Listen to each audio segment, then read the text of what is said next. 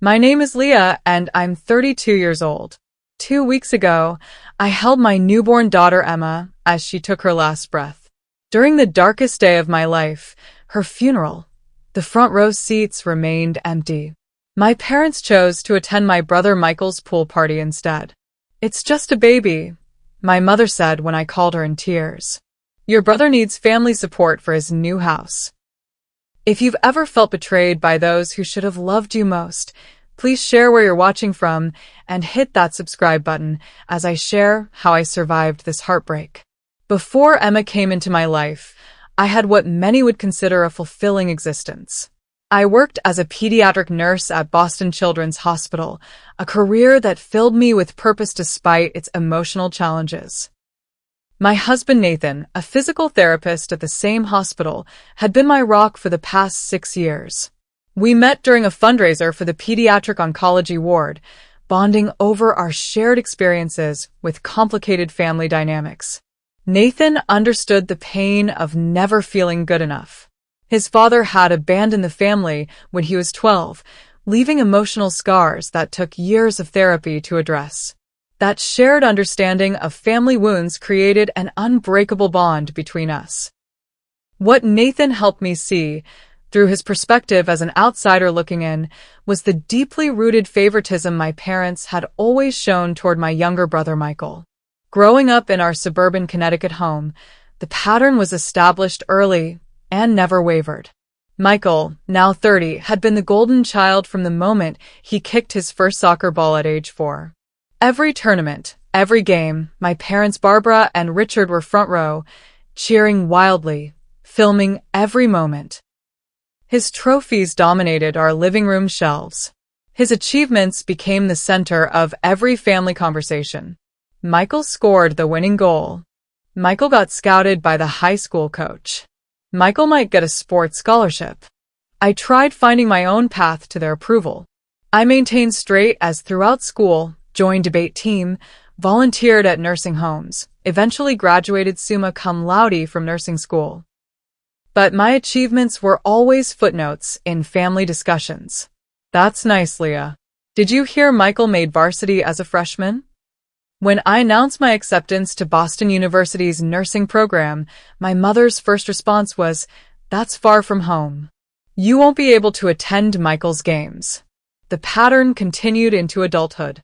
Michael's job at our father's insurance company was described as executive training, though he started in sales like everyone else.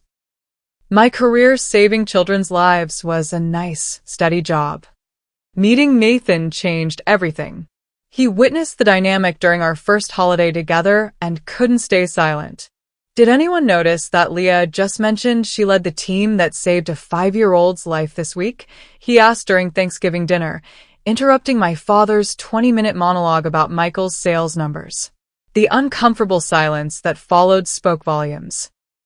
After that dinner, Nathan encouraged me to establish boundaries. We limited visits. I stopped seeking their approval. Eventually, our relationship improved slightly, at least on the surface. They learned to ask about my work, though their interest seemed performative rather than genuine.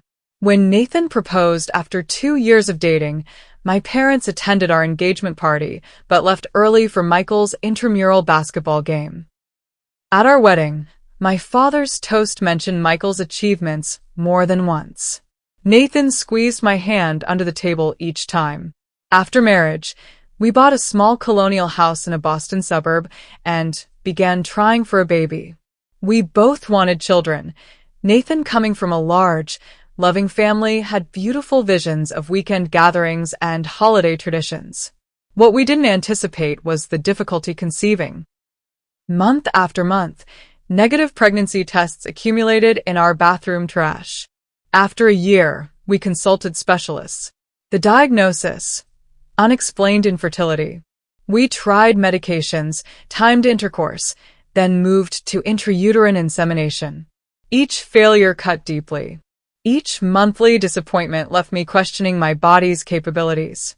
Meanwhile, my mother regularly mentioned how fertile our family was, how she'd conceived both Michael and me without even trying. Our first positive pregnancy test came after 18 months of treatments. Our joy was immeasurable but short-lived. At 9 weeks, I began spotting. An ultrasound confirmed my fears: no heartbeat. "These things happen," the doctor said kindly. "There's no reason you can't try again." We did try again. And again. 2 more pregnancies, 2 more losses. Each miscarriage deepened our grief, but somehow strengthened our resolve and our bond. Nathan never wavered. He held me through nights of sobbing, researched every possible treatment, and defended me when well-meaning friends offered unhelpful advice. After 3 years of this emotional roller coaster, we decided to try once more before considering other paths to parenthood. When the positive test appeared, we guarded our hearts carefully. We told no one until the 2nd trimester. We didn't set up a nursery early. We spoke of if rather than when. But as the weeks passed and each milestone was achieved, hope blossomed cautiously within us. And for the first time in my life, I believed something truly beautiful was happening. Reaching the 3rd trimester felt like crossing an invisible safety line. At 28 weeks, with our doctor's encouragement, we finally announced the pregnancy to our families. Nathan's parents immediately drove 3 hours to visit, bringing home-cooked meals and offering to help prepare the nursery. His mother Linda cried when she felt the baby kick. His father James started planning which baseball team would be the baby's first game experience. My parents' reaction was predictably underwhelming. "That's wonderful, honey," my mother said, her voice flat. "Did you hear Michael just put a down payment on a house? For bedrooms and a pool. He's really moving up in the world." I forced a smile, swallowing disappointment that had become all too familiar. "That's great for him. We're having a baby girl, by the way." "A girl? Well, I suppose that's nice too." Despite their reaction, I remained determined to focus on the positive. My pregnancy progressed normally, some heartburn and swollen ankles, but nothing concerning. Nathan painted the nursery a soft mint green. We assembled furniture on weekends, carefully selecting each item. My colleagues threw a beautiful baby shower with tiny cupcakes and thoughtful gifts. Nathan's family drove up again, his mother presenting a handmade quilt that had taken months to complete.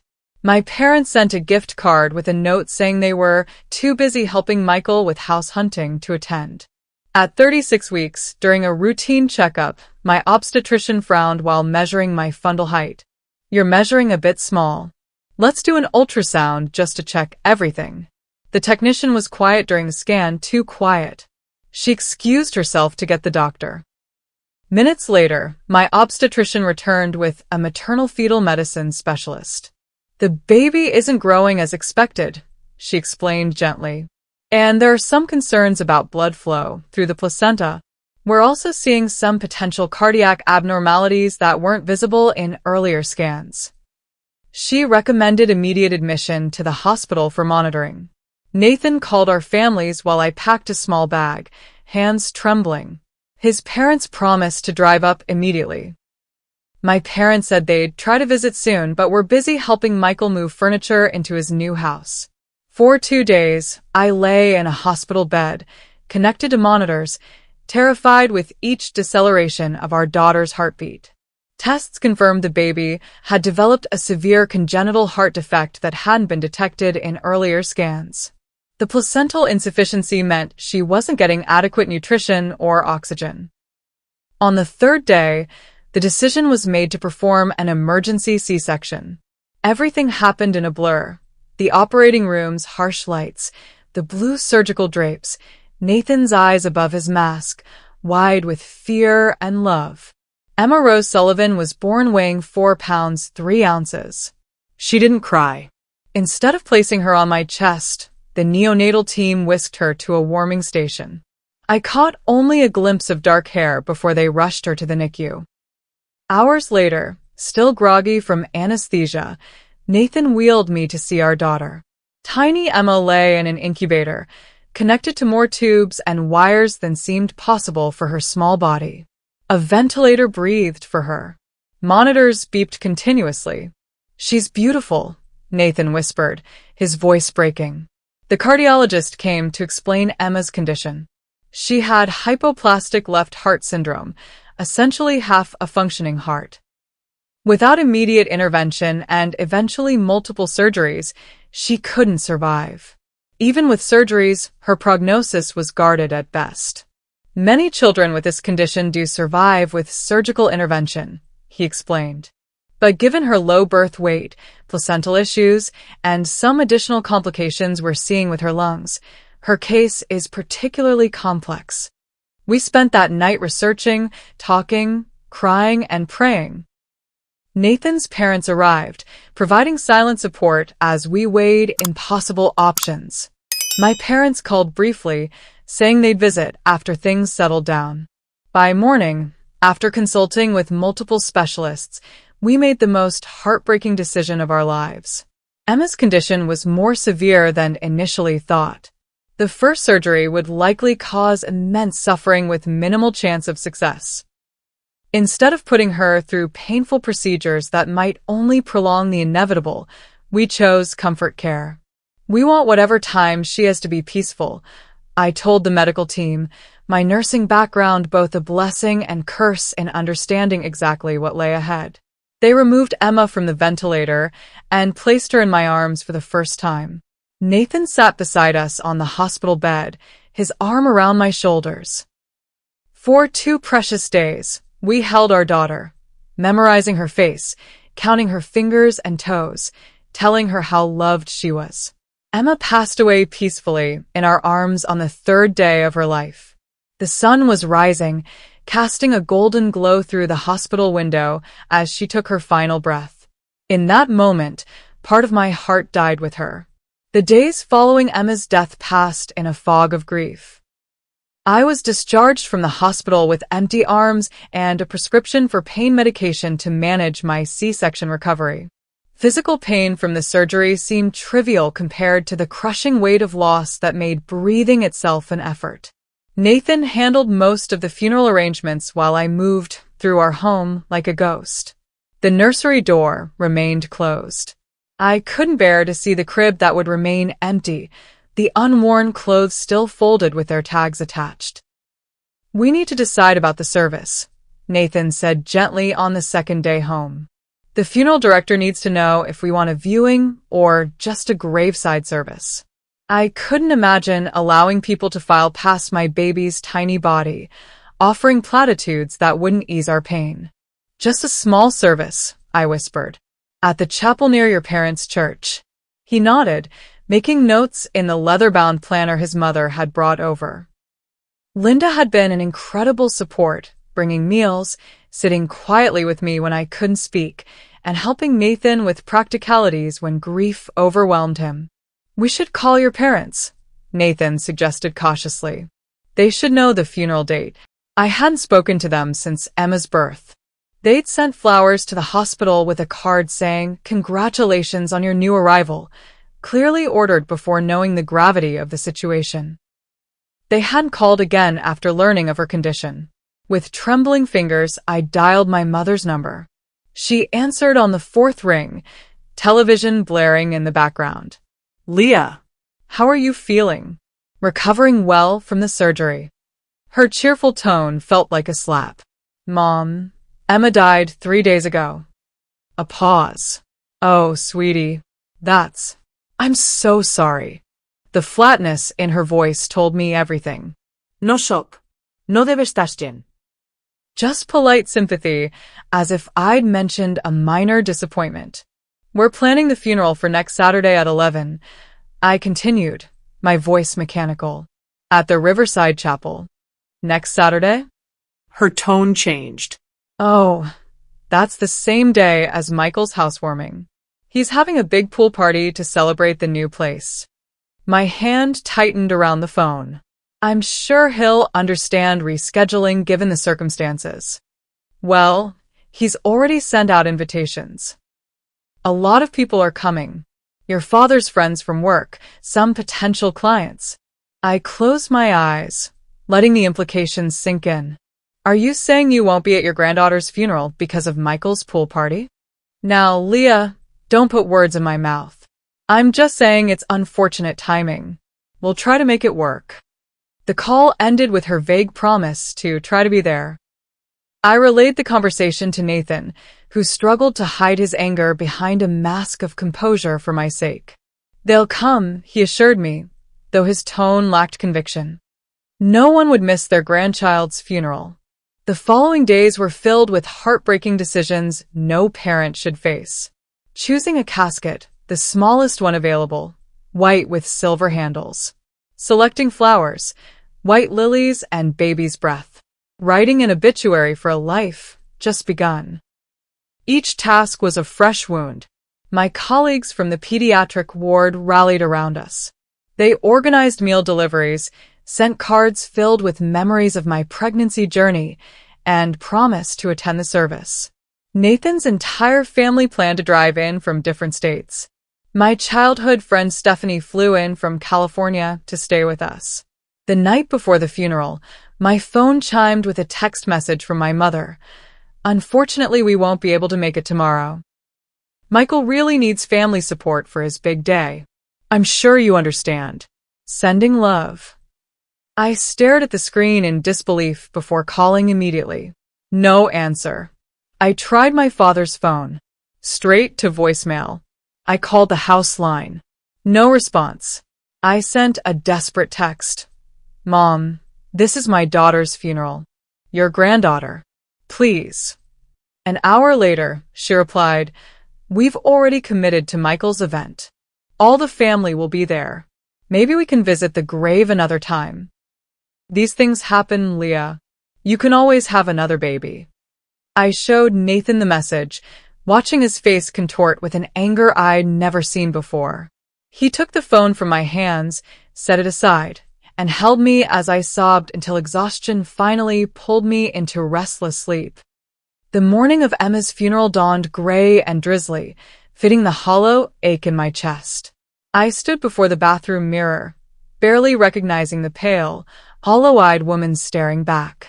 My C-section incision throbbed as I carefully dressed in a black maternity dress I'd never expected to wear this way. Nathan moved quietly through our bedroom, straightening his tie with unsteady hands. Neither of us had eaten breakfast. Neither of us had spoken much since waking.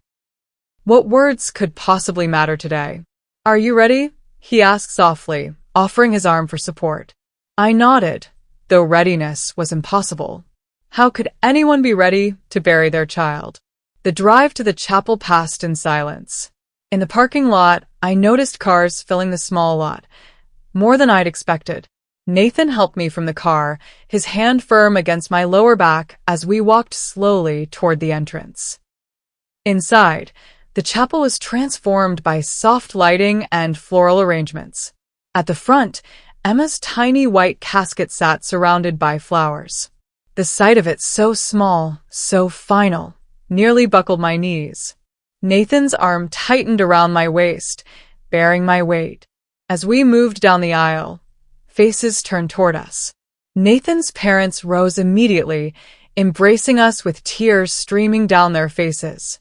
Linda held me longer, whispering, We're here. We're all here for you both. My colleagues from the pediatric ward filled 2 rows, many openly weeping. Friends from nursing school, neighbors, even my primary care physician had come. The chapel was nearly full, except for the front row seats reserved for my parents and brother. Their absence created a void more painful than I could have imagined. The service began with soft music, a lullaby I'd hummed to Emma during pregnancy. The hospital chaplain who had blessed Emma before she passed spoke of brief lives leaving eternal impacts. A nurse who had cared for Emma read a poem about tiny footprints leaving giant impressions on hearts. When it came time for us to speak, Nathan helped me to the podium. I had written and rewritten what I wanted to say, but looking out at the gathered mourners, my prepared words evaporated. Instead, I spoke directly from my broken heart. Emma lived for only 3 days, I said, my voice surprisingly steady.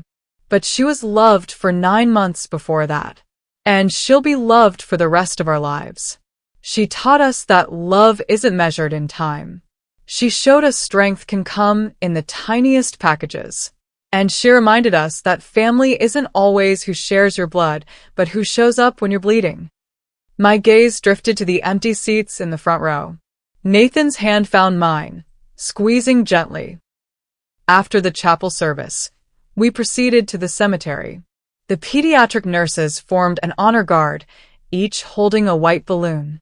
At the small gravesite, beneath a maple tree, final prayers were offered. As Emma's casket was lowered into the ground, the nurses released their balloons, watching them drift toward the now clearing sky. I placed a single white rose on the casket before it disappeared from view. "Sleep well, my sweet girl," I whispered. "Mom and Dad love you forever." While accepting condolences from attendees, I reflexively checked my phone, a habit from days of anxiously awaiting updates from the NICU. Instead of messages from my parents, I found Instagram notifications. Michael had tagged me in photos from his pool party. With trembling fingers, I opened the app. There they were, my parents, smiling broadly beside a beaming Michael in front of his new in-ground pool. Guests with cocktails filled the background. My mother wore a floral sundress, laughing with a champagne flute in hand. My father stood proudly with his arm around Michael's shoulders. The caption read, "Family celebrating my first home purchase. #blessed, #family first," the timestamp. 2 hours ago, during Emma's funeral, I showed the phone to Nathan, watching his face darken with fury. He took several deep breaths, visibly struggling to maintain composure for my sake. "Let's go home," he said quietly, pocketing my phone. "These people actually care about us. Let's focus on them today." The remainder of the graveside service passed in a blur. I accepted hugs mechanically, thanked people automatically, but felt disconnected from my body. The reality of my parents' choice had created a new layer of grief I hadn't thought possible. Back home, Nathan's family helped arrange the small reception. Plates of untouched food covered our dining table. Sympathetic voices murmured throughout our living room. I excused myself to lie down, the physical pain from surgery finally overwhelming my emotional numbness. Hours later, after everyone had left and Nathan had cleaned up, my phone rang. My mother's name flashed on the screen. Nathan looked at me questioningly. I nodded, putting the call on speaker. "Leah? How was the service?" Her tone was casual, as if asking about a routine doctor's appointment. "Huh, what do you think it was, Mom?" My voice sounded foreign to my own ears. "It was my daughter's funeral." "Well, I hope it provided closure. These things happen, you know. Michael's party was lovely. Everyone asked about you." I felt my hands begin to shake. "Did you tell them I was burying my baby while you were drinking champagne by the pool?" "Now, Leah, there's no need for that attitude. It was just a baby. You barely knew her." Michael really needed family support for his big day. He worked so hard for that house. The words struck like physical blows. Just a baby. Just. A baby. She had a name, I whispered. Emma. Your granddaughter's name was Emma. Well, yes, of course. All I meant was that you're young. You can always have another baby. Michael only gets one first house. Nathan reached for the phone, his face flushed with anger. "Barbara, this is Nathan. What you've done is unforgivable. Your daughter needed you today. Your granddaughter deserved your presence. Instead, you chose a pool party. Don't call again until you're ready to apologize properly." He ended the call before she could respond, then pulled me into his arms as fresh sobs racked my body. The week following Emma's funeral unfolded in a haze of grief. Nathan returned to work for half days, reluctantly leaving me alone after making sure I had everything I needed. I spent hours in bed, staring at the ceiling, replaying my mother's words. Just a baby. You can always have another baby. The physical reminders of Emma surrounded me, my still swollen abdomen, Engorged breasts that painfully reminded me of milk my baby would never need, the incision slowly healing across my lower abdomen. Each sensation a cruel reminder of what should have been. I lost interest in eating. Showering required monumental effort. Nathan would return from work to find me in the same position he'd left me, untouched food on the bedside table. "Leah," he said gently on the 5th day, sitting beside me on the bed. "I'm worried about you. You need to eat something. Maybe talk to someone." I turned away, pulling the blanket higher. "What's the point?" His hand stroked my hair softly. "The point is that you're still here. And I need you. We'll get through this together, but you have to try." I just agreed to call my doctor about antidepressants when the doorbell rang. Nathan went to answer while I pulled myself upright, wiping at days-old tears. Moments later, I heard familiar voices in the hallway. My parents. Panic seized me as their footsteps approached the bedroom. "Look who's here," Nathan announced, his tone carefully neutral though his eyes conveyed a silent apology and promise of support. My mother bustled in carrying a pink gift bag. My father followed awkwardly, hands shoved in his pockets. "Leah, honey, you look terrible." Mother set the bag down and surveyed the darkened room with disapproval. "This isn't healthy. You need to get up, get dressed, get back to life." I stared at her, speechless. She looked perfectly normal, hair freshly styled, makeup flawless, as if the past week had been completely ordinary. "We brought you something," she continued, pushing the gift bag toward me. A little pick-me-up. Inside was a newborn onesie with Grandma's angel embroidered across the front. I dropped it as if burned. "What is this?" I finally managed. "For when you're ready to try again," she explained, smiling brightly. "No time like the present to get back on the horse, right?" Nathan's sharp intake of breath matched my own shock. "Barbara," he warned, "this isn't appropriate." "Oh, stop being so dramatic," my father interjected. "Life goes on. Plenty of women lose babies and bounce right back. Leah's mother had a miscarriage between you two, and she was fine in no time." "Emma wasn't a miscarriage," I said quietly. "She was our daughter." She lived. She died. "We held her." My mother waved dismissively. "Same difference. The point is, you're young and healthy. No reason you can't have another baby soon." "Is that why you couldn't attend her funeral?" I asked, a spark of anger finally penetrating my fog of depression.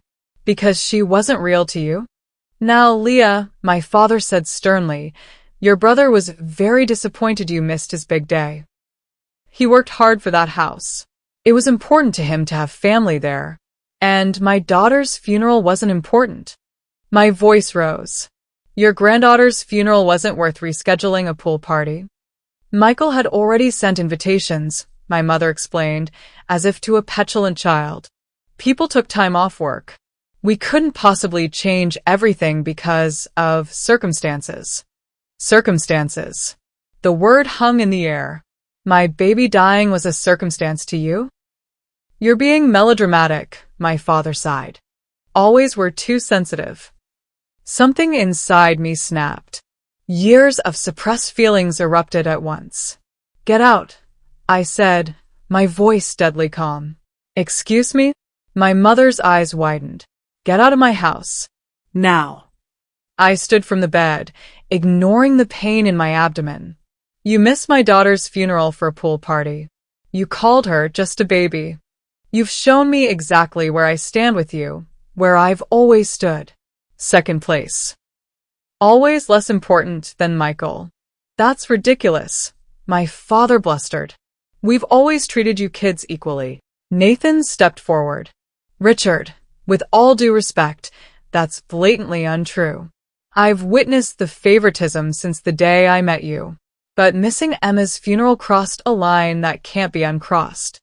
My mother's face hardened. "We're your parents, Leah. You don't speak to us this way." "Parents show up," I countered, finding strength I didn't know I possessed. "Parents support their children through loss.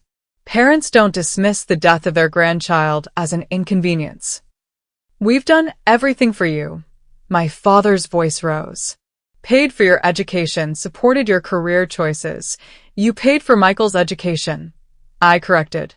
I had scholarships and student loans. You've never supported me emotionally, never celebrated my achievements, never put me first. Not once in my entire life. That's not true, my mother protested. We came today, didn't we? With a onesie for my replacement baby? I laughed bitterly. That's not support. That's cruelty. My father's face flushed with anger. If you're going to be ungrateful, maybe we should rethink helping you financially. You've never helped us financially, Nathan interjected calmly.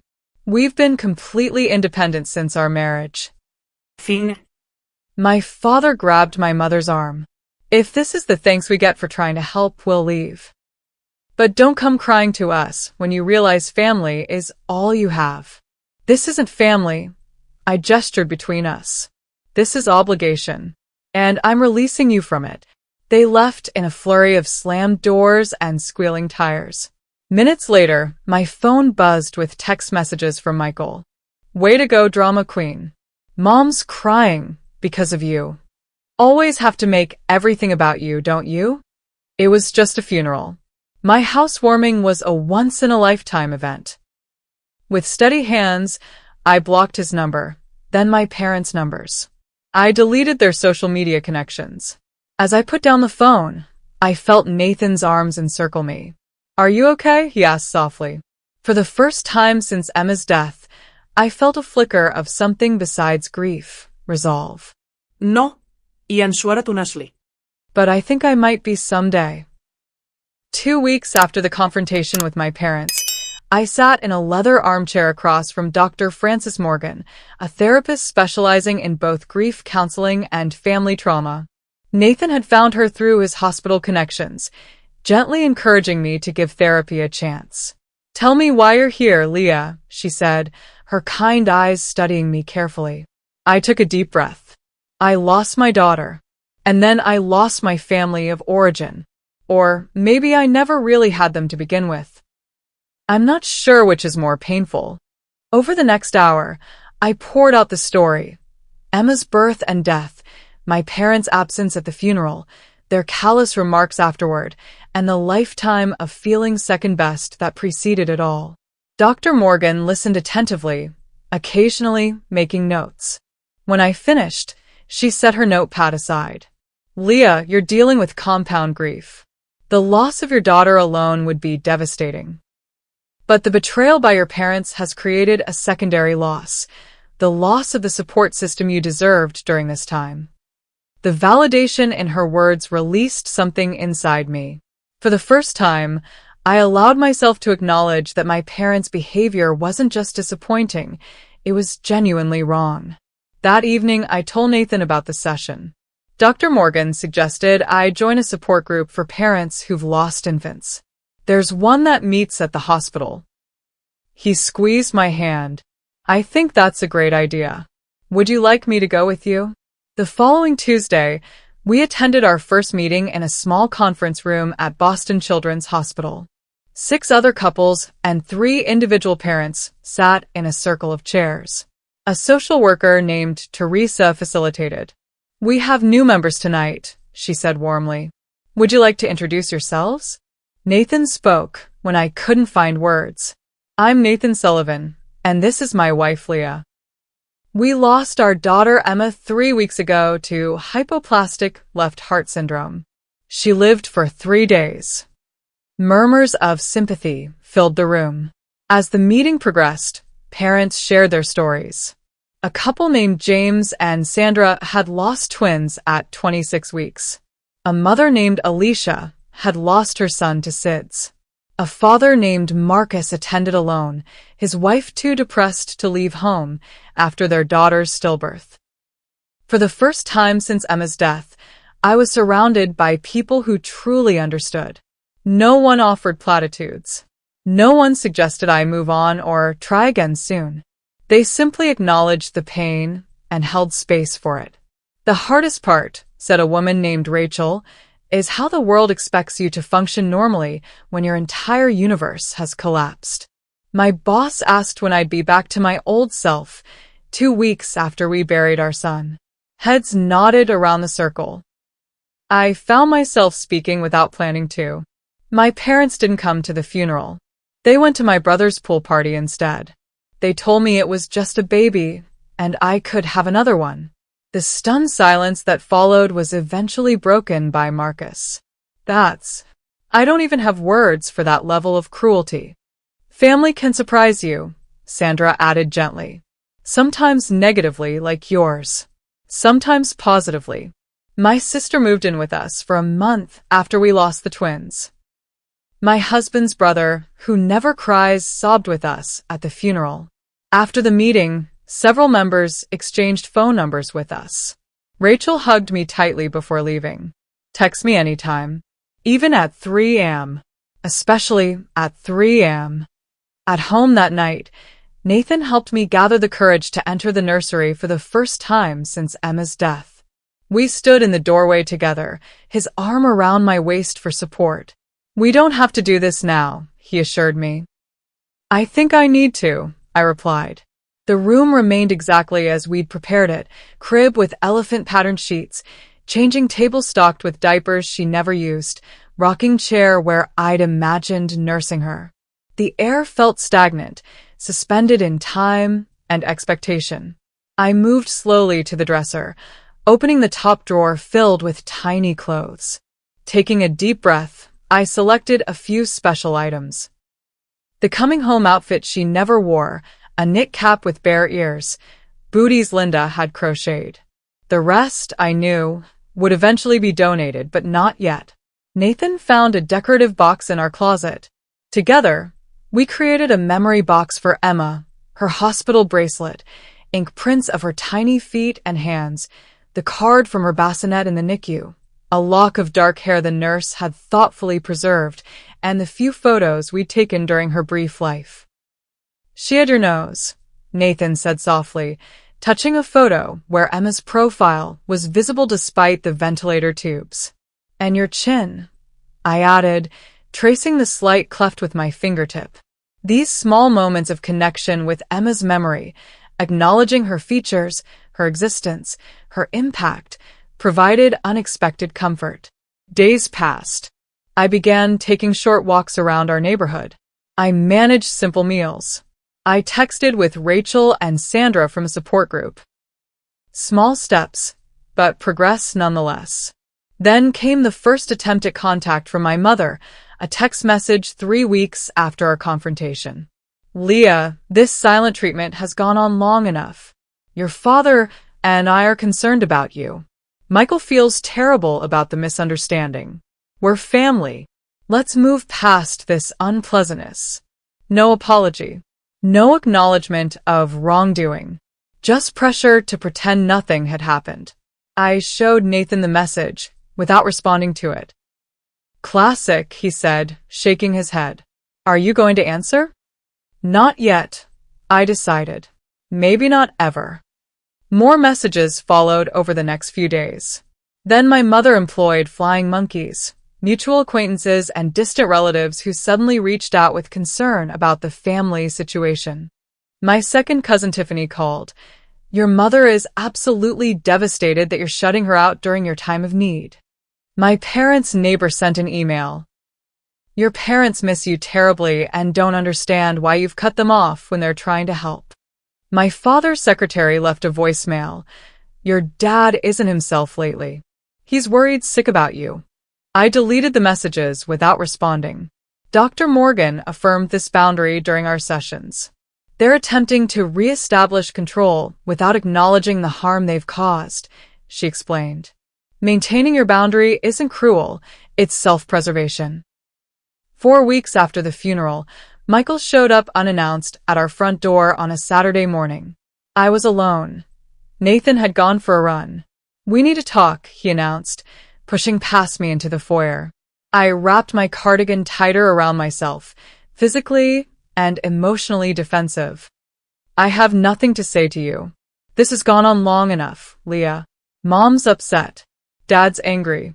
You need to apologize and fix this. The audacity stunned me. I need to apologize? For what exactly? Being upset that my parents skipped my daughter's funeral for your pool party. He rolled his eyes. It wasn't just a pool party. It was my housewarming. A major life milestone. And my daughter's funeral wasn't? Look, I'm sorry about the baby. That sucks. But you're making this way bigger than it needs to be. They're our parents. They do everything for us. They do everything for you. I corrected. They've always done everything for you. That's not true. They love us equally. The absurdity of his statement might have been comical in another context. Michael, they missed my child's funeral for your party. There is no clearer statement of priority than that. He shifted uncomfortably. That was unfortunate timing. You could have rescheduled. I had already sent invitations. People took time off work. I studied my brother's face, the genuine bewilderment there. He truly couldn't comprehend why his party should have been postponed for my daughter's funeral. The realization was both heartbreaking and clarifying. You should go, I said quietly. Not until you agree to call Mom and Dad. That's not happening. Why are you being so stubborn? His voice rose. This family worked perfectly fine until you started making waves. It worked perfectly fine for you, I replied. It never worked for me. I was just too conditioned to accept scraps of attention to realize how dysfunctional it all was. The front door opened as Nathan returned from his run. He assessed the situation immediately, moving to stand beside me. Everything okay here? He asked, his tone deceptively calm. Michael glared at him. This doesn't concern you. This is family business. Leah is my family, Nathan replied simply. And you're upsetting her in our home. Of course you're taking her side, Michael scoffed. You've been poisoning her against us since day one. Your actions speak for themselves, Nathan said. Now I think it's time for you to leave. Michael looked between us, seemingly realizing he wouldn't get his way. This isn't over. Mom and Dad won't tolerate this treatment forever. After he left, I sank onto the couch, trembling slightly. He really doesn't get it. None of them do. Nathan sat beside me. Some people never will. The question is, what do you need going forward? It was a question I'd been considering in therapy. I need to accept that the supportive, loving parents I always wanted don't exist. Never did. I need to grieve that loss alongside Emma's. Nathan nodded. And I'll be right here while you do. That evening, I made a decision that felt like a small step toward healing. I emailed my supervisor at the hospital about returning to work part-time. Helping other children wouldn't bring Emma back, but perhaps it could give purpose to my days again. I also spoke with Linda about creating a small foundation in Emma's name, something to help families facing similar situations. The idea of Emma's memory bringing comfort to others provided a glimmer of meaning amid the darkness. For the first time since losing Emma, I felt a fragile sense of possibility. Not healing, that seemed too ambitious yet, but perhaps movement towards something beyond mere survival. 6 months after Emma's funeral, I stood at her grave, replacing wilted flowers with fresh spring blooms. The small headstone read simply, Emma Rose Sullivan, forever loved. Nathan knelt beside me, brushing leaves from the marble surface. Half a year, he said softly. Sometimes it feels like yesterday. I nodded, watching sunlight filter through the maple trees overhead. Other times it feels like a lifetime ago. We'd established this monthly ritual, visiting Emma's grave together, talking to her about our lives, maintaining the connection despite her physical absence. These visits were no longer the crushing experiences they'd been initially. Grief still came in waves, but I'd learned to swim rather than drown. My return to the pediatric ward had been gradual, first just 2 shifts a week, then 3. Being surrounded by children was both painful and healing. My colleagues had welcomed me back with sensitivity, creating space for difficult moments when they arose. Nathan and I had found a new rhythm together, forever changed but not destroyed by our loss. We attended grief support groups twice monthly.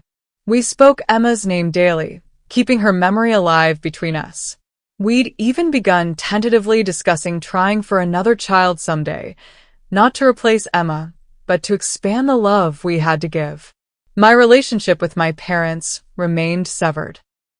Their final attempt at reconciliation had come 3 months after Emma's death, a formal email from my father.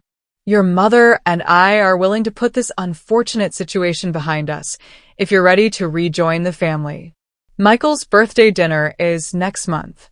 Your presence would show maturity and a desire to move forward. No acknowledgement of wrong. No genuine apology. Just another demand to pretend nothing had happened. I didn't respond. Instead, I found unexpected healing in a support group for adults with narcissistic parents. The stories shared there helped me understand the dynamics that had shaped my childhood and continued into adulthood.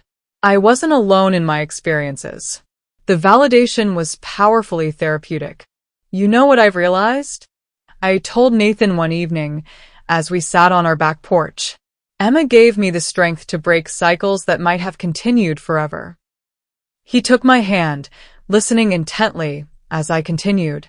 Before her, I accepted scraps of attention and affection from my parents because I didn't believe I deserved more. I would have kept doing that forever, kept putting myself in second place because that's where they always put me. And now, he prompted gently. Now I understand what real love looks like. What we had for Emma, what we still have for her. That's real love. Unconditional. Powerful. Nothing like what my parents offered me. The most profound lesson Emma taught me was the true meaning of family, not defined by blood or obligation, but by presence, support, and genuine care. Nathan's parents had demonstrated this repeatedly, driving hours to attend therapy sessions with us, helping establish the Emma Rose Foundation, respecting our grief without rushing us to move on. My chosen family expanded beyond blood relations. The bonds formed in grief support groups created connections deeper than many lifelong friendships. Rachel and Sandra had become dear friends. Marcus and his wife had joined us for dinner several times. We understood each other in ways others couldn't. Perhaps the most meaningful connection came unexpectedly through work. 3 months after returning to the hospital, I encountered a pregnant woman named Alyssa in the cardiology department waiting room. Her unborn daughter had been diagnosed with the same heart condition as Emma. When she dissolved into tears after receiving the diagnosis, I sat beside her. I lost my daughter to HLHS 6 months ago, I told her quietly. I understand how overwhelming this feels. Instead of offering false reassurance, I listened. I shared resources I'd gathered during our brief journey with Emma. I connected her with specialists and support groups. When she decided to pursue surgical intervention, I respected her choice without judgment, knowing each family's path is unique. Helping Alyssa navigate territory I'd walked transformed something of my pain into purpose. It didn't erase the grief, but it wove meaning into it. In our backyard, Nathan and I created a small memorial garden for Emma. We planted forget-me-nots and angels' trumpets around a stone bench. This peaceful space became my thinking spot, where I could feel connected to both my loss and my growth. Sitting there one evening, I received a text from Alyssa. Her daughter had survived her first surgery. Attached was a photo of a tiny baby, tubes and monitors everywhere but alive. We named her Hope, the message read. Thank you for helping us find it. That night, I wrote in my journal, a practice Dr. Morgan had encouraged. Emma lived for 3 days, but her impact continues. Through the foundation bearing her name, through the families I can now support, through the boundaries I've learned to set, through the healing Nathan and I are building together. I couldn't protect Emma from her heart condition, but I can protect her legacy. I can ensure her brief life continues to matter. Life after profound loss isn't about getting over it or moving on, phrases I'd come to despise. It's about integration, carrying the grief while continuing to live, finding meaning not despite the pain, but sometimes because of it. I still have difficult days, birthdays that won't be celebrated, milestones never reached. But I've learned that grief and gratitude can coexist. Sorrow and purpose aren't mutually exclusive. If you're walking through loss right now, whether it's the loss of a loved one or the loss of the family support you deserved, please know you're not alone. Your feelings are valid. Your boundaries are necessary. Healing isn't linear, and it doesn't mean forgetting. Sometimes family is who shares your DNA. Sometimes it's who shows up when you need them most. Sometimes it's who you find along the way. And sometimes, the most profound connections come from those who are with us for the shortest time. Emma taught me that. And for that lesson, among so many others, I'll be forever grateful to my daughter. If this story resonated with you, please share your thoughts in the comments below. Have you experienced family betrayal during your darkest moments? How did you find healing?